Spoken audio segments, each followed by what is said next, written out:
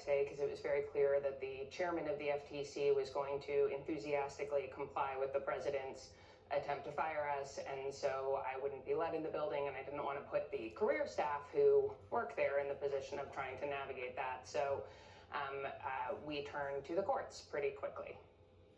And I think that's the key distinction between your case and the Cook case that we're watching play out today, right? Is that you worked for an FTC that was controlled by the Trump administration, and the person who's running the FTC enthusiastically supported the president's decision to try to fire you earlier this year. At the Fed, it's a different kettle of fish because we've got Jay Powell running the Fed. He has insisted that the Fed is independent. He's insisted that the president doesn't have any authority to fire him. And so it's now unclear what plays out going forward. Does Powell allow Cook into the building? Does he allow her access to her systems? If he does that put him more in the crosshairs of the president than he already was, if that's even possible? As you watch all that play out, what do you make of it? Yeah, I think those are really good questions. I think it's important to note, though, that the FTC chairman in place right now is the first FTC chairman not to defend the independence of the FTC. And I was the first FTC commissioner to be fired since 1933 when FDR tried to fire a commissioner and then a unanimous Supreme Court said that it was illegal.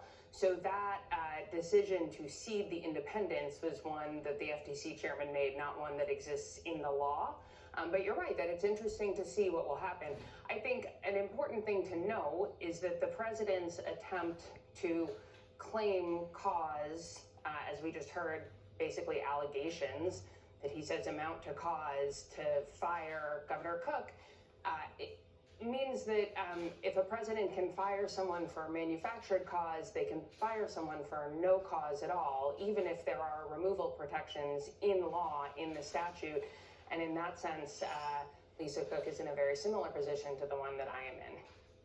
Okay, but the president argues, look, certainly the federal government and in his view, the Fed should be doing what he says they should be doing. Why shouldn't a democratically elected president of the United States who won a resounding victory in November of last year, why shouldn't he be able to fire people from these government jobs and put in people he wants?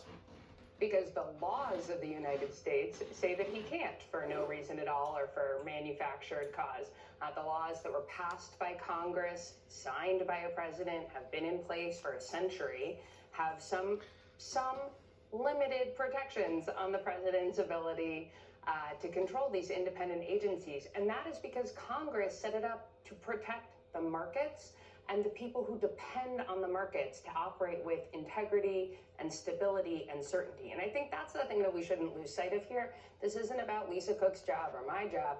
This is about the markets and the economy that people rely on to put food on the table. And what people are worried about right now is high prices. They are worried about their ability to support their families. And if there's a crash in the markets, they're going to be really, really worried if there isn't an independent if there aren't any really independent regulators out there who are going to be able to provide some guardrails and some protections. And that's what this is really about at the end of the day. So last question for you. We've done sort of the legality of this, the politics of it, why it's important. What do you think Lisa Cook is feeling today, given your experience on the receiving end of one of these? How does that play emotionally? Well, I don't know Lisa Cook personally, but I can tell you from my experience, I felt and continue to feel really, really worried for the institution that I served for 7 years and the people that it serves. That is what is really animating and incredibly distressing. I mean, continue to love my job at the FTC, and it is an incredible honor to get to serve, but it's most importantly a duty, a privilege to try to help make the economy more fair, more equitable, provide more opportunities for people, and the inability to do that work is incredibly frustrating. Commissioner Slaughter, thanks so much for being here. Appreciate your time and analysis.